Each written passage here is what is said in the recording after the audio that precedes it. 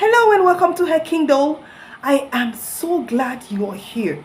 Today's story is about a mother who was left behind when she needed her family most. But here's the twist.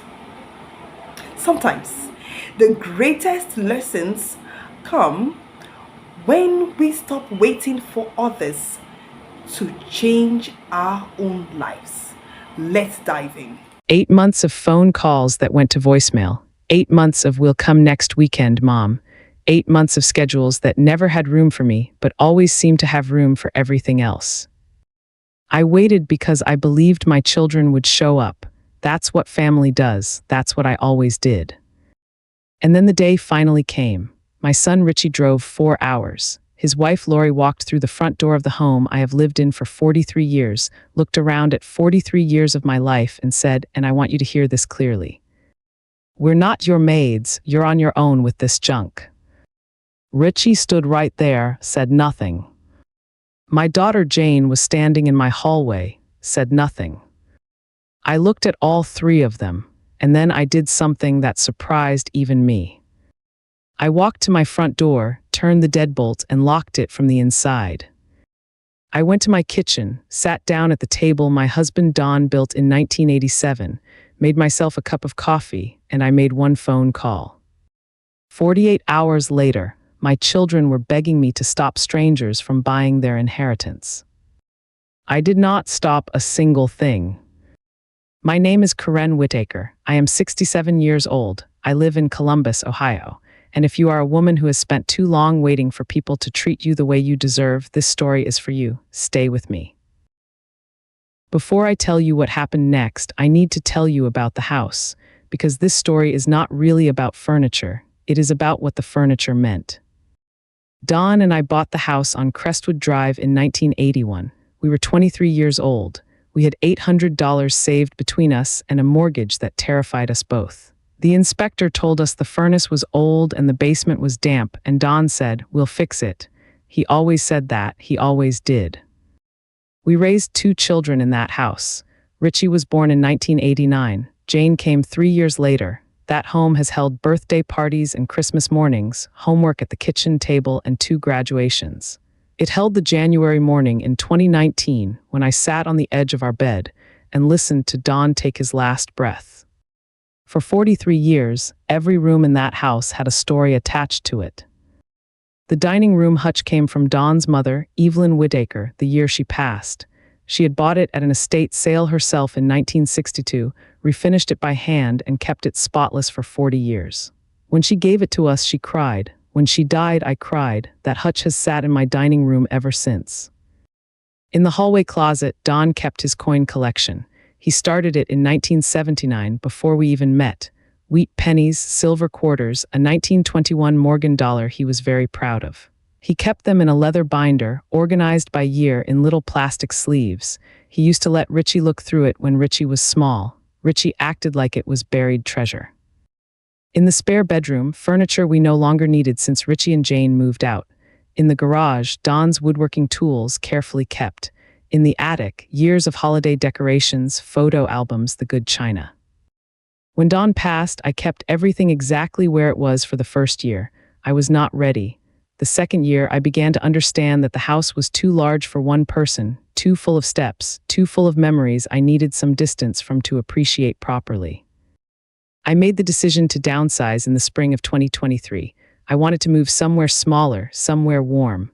A friend of mine, Beverly Callahan, had moved to Clearwater, Florida, the year before and called me every month telling me how good the weather was on her screened-in porch. I started to dream about that porch. But I could not do it alone. 43 years of a life together does not pack itself. I needed help sorting through what to keep, what to sell, what to donate. I needed hands and time and a few patient people who loved me. So I called my children. The first call was in April 2023. Richie picked up on the Absolutely, Mom. We just need to get through tax season. Give us until May. I gave them until May. May came, Lori's sister was getting married. We're swamped with the wedding stuff. Can we push to June? June came. Richie had a work conference in Dallas. Summer would actually be better. Kids are out of school. Everyone's more relaxed. I waited for summer. In July, I called Jane. She lives 90 minutes away in Cincinnati, works as an office manager for a dental practice. She is sharp and organized, and when she puts her mind to something, she gets it done.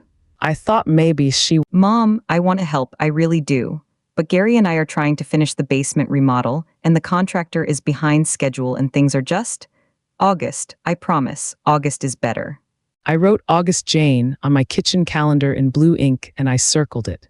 I looked at that circle every morning while I drank my coffee. August passed without a visit.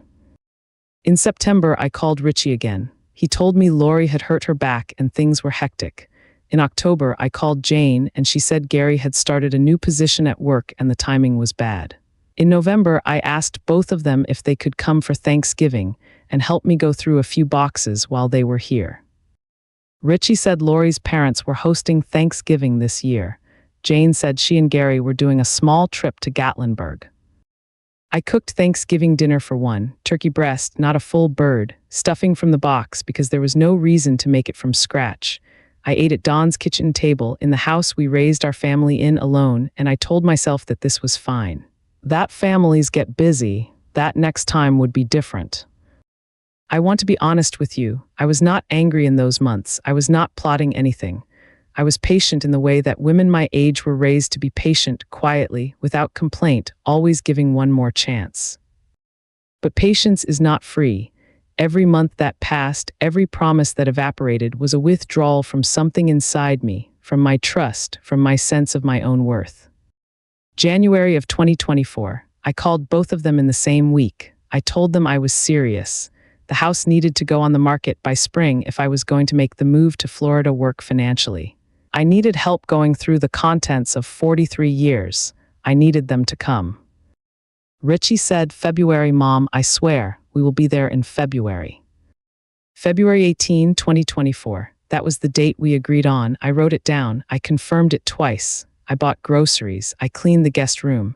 I got up early that morning and made a big pot of soup because Lori doesn't eat red meat and I wanted everyone to be comfortable. At 11 o'clock that morning, Richie texted me. "Hey Mom, so sorry. Lori's car is making a noise and we don't feel safe taking it that far. Can we reschedule for March?" I sat with that text for a long time. Then I called my neighbor, Marge Delgado. She is 71, lives 3 houses down, recently went through a downsizing herself after her husband passed. Marge is the kind of woman who says exactly what she means and means every word. "Karen," she said, "call Henderson Estate Sales. That's what I did. Best decision I made. You don't need your children to do this. You need professionals." I wrote the number down, but I didn't call yet. I told myself I would give my children one more chance. I told Richie that March was fine. I told him April would also be fine. I said, "Whenever you can get here, I'll be here." He arrived on a Friday in late November 2024, 8 months after the first call. He brought Lori and he texted Jane, who drove up from Cincinnati. I had made lunch. I had cleared a space in the living room where we could work. I was ready. And then Lori walked through my front door. Richie arrived first. He hugged me at the door the way he does, one arm, a quick pat, already looking past me into the house. He is 35, my son, and he has his father's eyes and none of his father's patience. Lori came in behind him. She is 34, pretty, and has always had a way of looking at things, including me, like she is calculating their value and finding it lacking. Jane pulled up 10 minutes later. She hugged me properly, both arms, and she smelled like her shampoo, the same one she has used since college, and for just a moment I felt like everything might be okay. I brought them into the living room. I had made a list, box by box, room by room. I had done my research. I knew what needed to go and what I wanted to keep.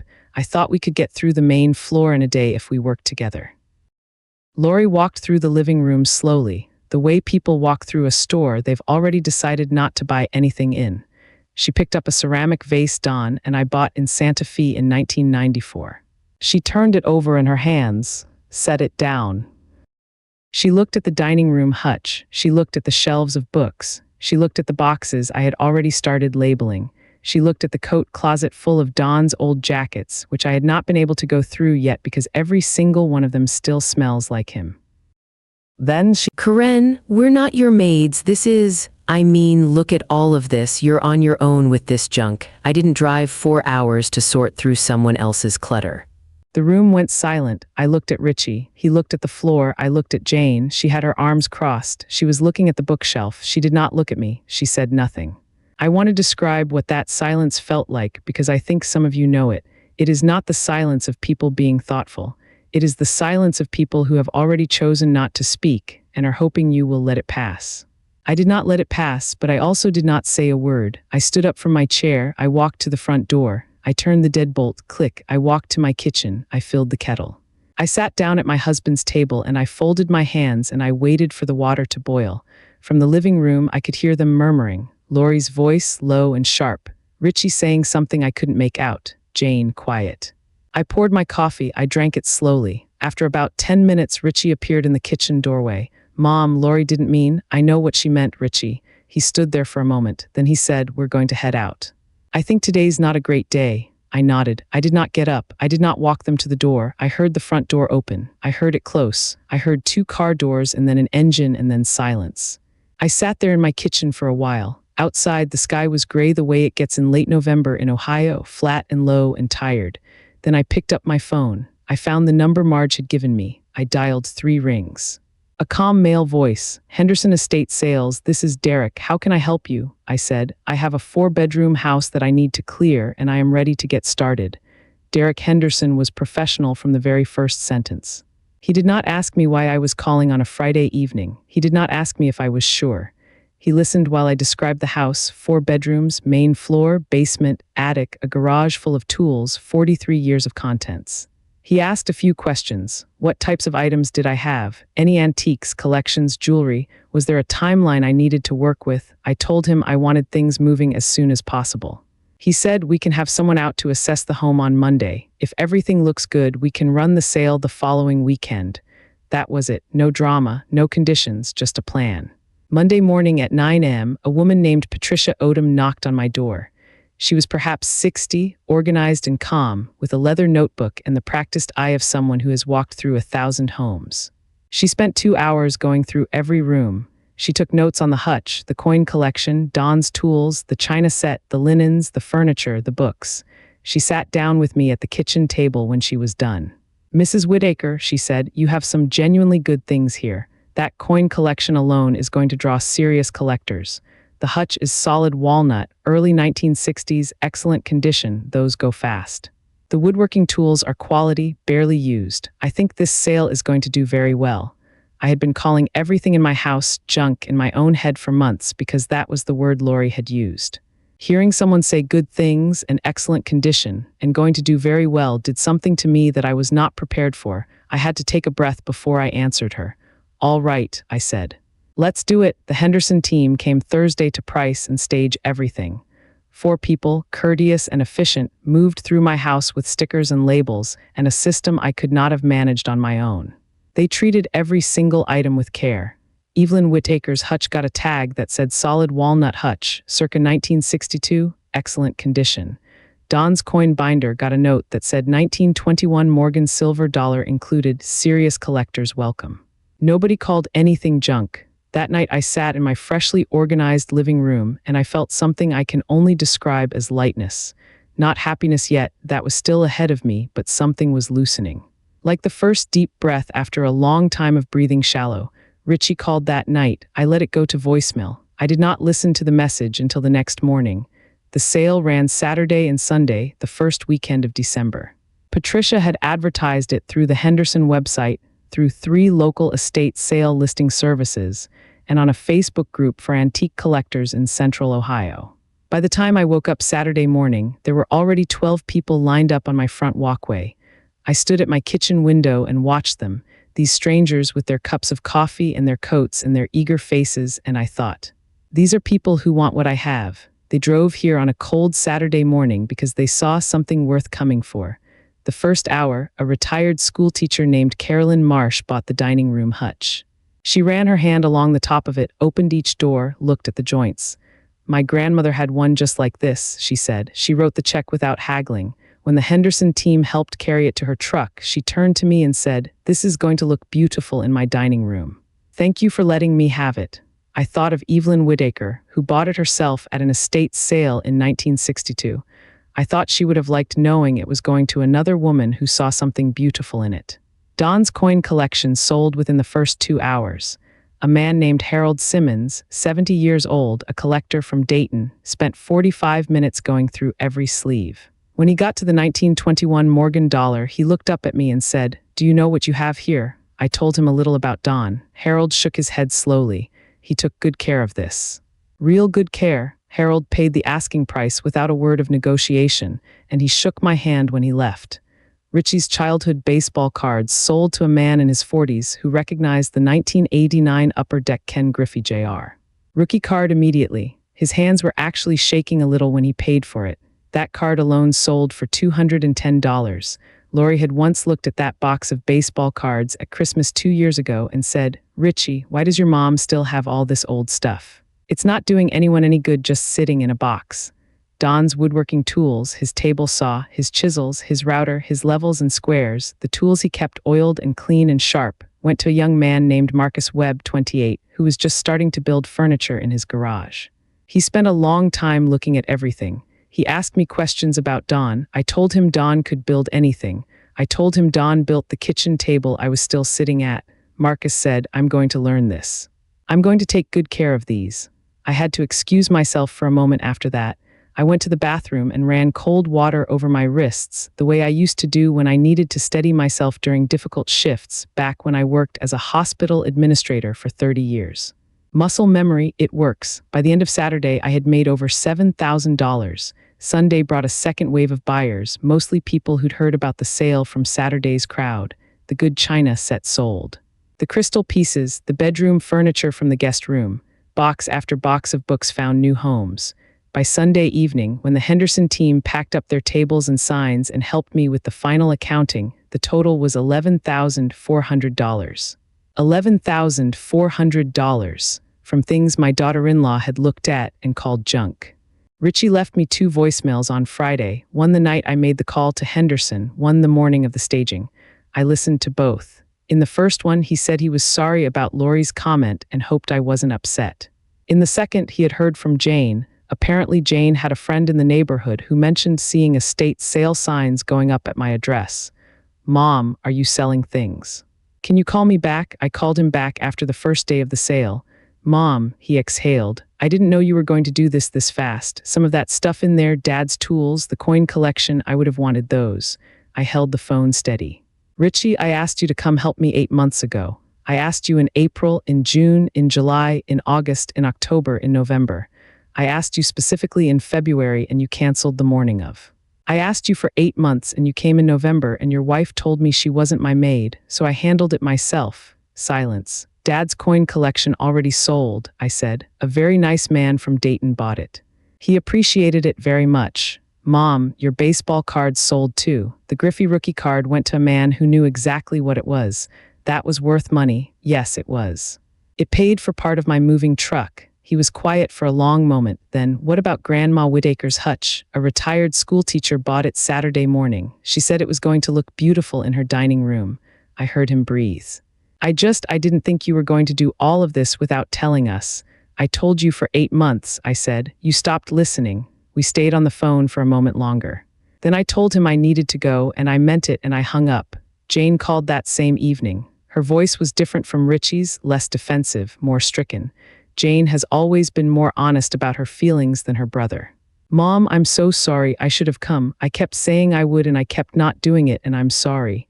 That apology landed differently than Richie's. Jane was not asking me to stop the sale. She was not asking about specific items.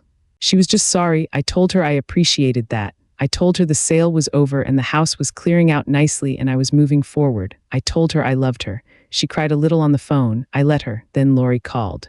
This surprised me. I almost didn't answer. Then I thought, I have nothing to be afraid of anymore, so I picked up. "Karen." She was using her professional voice, the one she uses when she thinks she is being reasonable.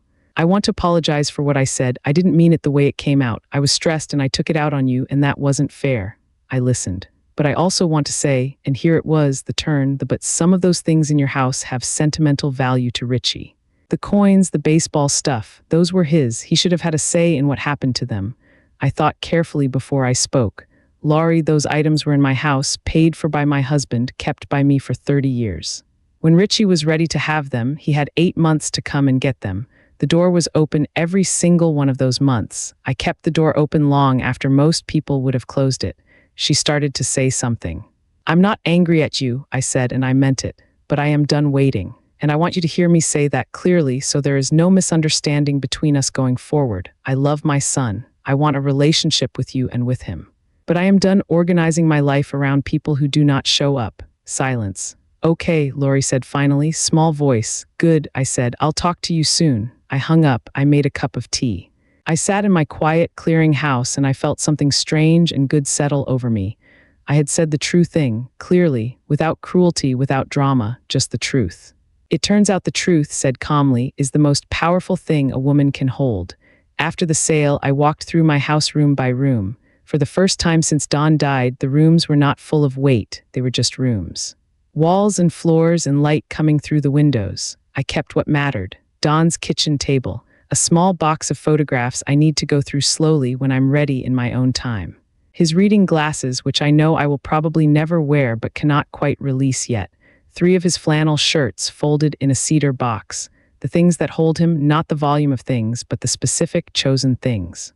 I kept the rocking chair that sat in the corner of our bedroom, the one I rocked both of my babies in. I kept the blue bowl I use for fruit, the one I bought at a craft fair in Vermont in 1988.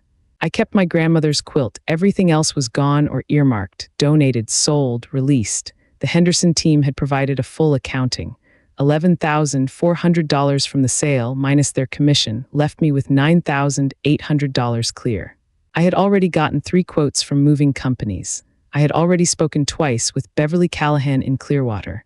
I had already found a 2-bedroom condo, ground floor, screened porch, 5 minutes from the water, available January 15th. I had done all of this myself, on the phone, at my kitchen table, with a notepad and a cup of coffee. The closing on my Crestwood Drive house was scheduled for January 31st. My real estate agent, a woman named Sandra Prout, had said the house would move fast. Good bones, good neighborhood, good schools nearby. She was right. We had an offer in 9 days, full asking price. I signed the paperwork on a Wednesday morning. Sandra shook my hand across the table and said, "You should feel proud. You handled this beautifully." I thanked her. I drove home. I made lunch. Richie called that week. He asked if he could come by before I moved. He wanted to see the house one more time. I said yes. He came alone, without Laurie, which was his choice, and he walked through the rooms slowly, quietly, the way people do when they are understanding something for the first time. He stood in the living room for a long time. I really thought I had more time, he said finally. That's a feeling worth remembering, I told him. He nodded. He looked at the wall where the hutch used to be, the clean square of slightly lighter paint where it had stood for decades. He didn't say anything more about the coins or the baseball cards. He helped me carry the last 3 boxes to my car. He hugged me at the front door, a real hug this time, both arms, and he held on for a moment. I'm sorry, Mom. I know you are, I said. Be better at showing up, not for me, for yourself. You'll regret the times you didn't show up long after the times you did. He nodded. He walked to his car. He drove away. Jane came 2 days before my move. She brought food, rotisserie chicken, and a salad, practical and kind, the way Jane is when she is genuinely trying. We ate together at Don's kitchen table, the last time I would eat at that table in that house. She asked me about the condo in Clearwater. I showed her the photos on my phone. She said it looked beautiful. She said she wanted to come visit in the spring. I said I'd love that, and I meant it. The moving truck came January 13th. 3 men, efficient and careful, loaded everything I had chosen to keep. It took 4 hours. When they were done, I walked through the empty house one last time. I stood in the kitchen. I put my hand on the counter where I had stood every morning for 43 years. I stood in the doorway of the room where my children had slept. I stood in the bedroom where Don had lived and where Don had died and where I had learned slowly how to live alone. I said goodbye to all of it, not with bitterness, with gratitude. Then I walked out the front door, pulled it shut behind me, and handed the key to Sandra Prout. I drove south. Beverly Callahan was standing on the curb when I pulled up to the condo complex in Clearwater. She had a bottle of sparkling cider and 2 paper cups. She is 69, has known me for 40 years, and has the best laugh of anyone I have ever met. When she saw me, she opened her arms, and I walked straight into them. We sat on my new screened porch that first evening and we watched the light change over the water. It was warm, warm in January, warm in the way Ohio never is, and the air smelled like salt and something green and alive. Beverly asked me how I was really doing. I told her about the 8 months, about Lori's comment, about locking the door, about the estate sale, about the coins, the hutch, the baseball cards, about Richie's visit and Jane's chicken and salad and standing alone in my empty house saying goodbye. She listened to all of it without interrupting, which is one of the things I love about Beverly. When I finished, she was quiet for a moment. Then she said, "Karen, you didn't have a breakdown. You had a breakthrough." I thought about that for a long time afterward. I am still thinking about it, because here is what I know now, at 67, that I did not fully know before all of this. Waiting is not the same as loyalty. I spent 8 months waiting because I believed that was what a good mother did. Patient, flexible, understanding, always leaving the door open. But loyalty goes both ways. Love goes both ways. And when you are the only one keeping a door open that the other person never walks through, you are not being loyal. You are slowly disappearing. I had to learn to stop disappearing. The estate sale was not revenge. I want to be clear about this because I know how stories like mine can sound. I did not sell my son's childhood things to hurt him. I sold them because I had a life to build, and I was not going to put that life on hold any longer while I waited for permission from people who had shown me, in every way that mattered, that their schedules came first. The coin collection, the baseball cards, the tools, those things had sat in my house for years. They were available to my children for years. If they had value to Richie, the time to claim that value was during the 8 months I was asking for help, not the weekend after a sale sign went up in the yard. Timing is not an accident, it is a choice. I also want to say something to the women watching this who are where I was, still waiting, still making excuses for the people you love, still telling yourself they mean well and they've just been busy. Listen to me, being busy is real. Everyone is busy. But when something matters, truly matters, people find a way. I know this because I spent 30 years as a hospital administrator, and I have watched people rearrange entire lives in 24 hours when they needed to. People find time for what they value. If you are always at the bottom of someone's list, that is information. You are allowed to act on that information. You do not have to announce it. You do not have to make a speech. You do not have to wait for anyone's apology before you move forward. You can simply, quietly, firmly, without drama, decide that you are done waiting and start doing. That is what I did on that Friday evening in November, sitting at my kitchen table with a cup of coffee and a phone number. I decided. One decision, one phone call, and my whole life began to move again. I am writing this to you from my screened porch in Clearwater. It is January and the temperature is 74 degrees. Beverly is coming for lunch tomorrow. My neighbor across the courtyard, a woman named Ruth Ingram who is 71 and plays pickleball 3 days a week, has already invited me to try it. I told her I'd come and watch. I am sleeping well for the first time in years. There is less in my house and somehow more space to breathe in it. Everything I own now I chose. Everything I kept I wanted. Everything I let go of went to someone who wanted it. Richie calls on Sundays. It is still a little careful, a little new, the way things are when people are trying to build something back up from a foundation that needs work. But he calls. He asks questions. He is showing up in the ways he can right now. I am not grading him on a scale. I am watching what he does over time. Jane texted me a picture last week of a beach in Florida she found online. She wrote, "I'm already looking at flights for March. That porch looks amazing." I texted back, "The door is open. Come whenever you're ready." And I meant it. Lori sent me a card in the mail, a real card, handwritten. She said she was sorry for what she said. She said she knows she has not made things easy. She said she hopes I am happy in Florida. 3 sentences, no buts. That is the most honest thing she has ever said to me, and I respect it for what it is. A beginning, I put the card on my refrigerator. Don has been on my mind a lot since the move. Not in a sad way, in a present way, if that makes sense. Like he is here on this porch with me, in the good light and the warm air, and he is pleased. Don was always saying that I worried too much, that I held on too tight, that I needed to let things be what they were. I think he would say I finally listened. I think he would say, "Karen, what took you so long?" I would tell him. 8 months, he would laugh, and then he would hand me a cup of coffee and sit down next to me, and we would watch the evening come in over the water together. That is what I carry now. Not the hutch, not the coin collection, not the furniture. That, if you stayed with me through all of that, thank you. That means something. If any part of this story lives in your chest right now, If you recognize that 8 months, or that silence, or that moment of picking up the phone and deciding you were done waiting, I want you to drop one word in the comments. Just one word, free, so I know you are out there, so I know this reached you. And if you are still in the middle of it, still waiting, still hoping, still giving one more chance, I want you to hear this. You do not need their permission to move forward. You do not need them to agree that they were wrong before you start being right for yourself. You already have everything you need to take the next step. Pick up the phone, make the call, book the thing, start the thing, move toward the life you have been putting off. You have earned it, every single year of it. I'm Karen Whitaker. I am 67 years old. I live in Clearwater, Florida. I sleep well. The porch is beautiful, and I am free. If this story is new to you, this channel is about real women, real boundaries, and the quiet strength it takes to protect what matters.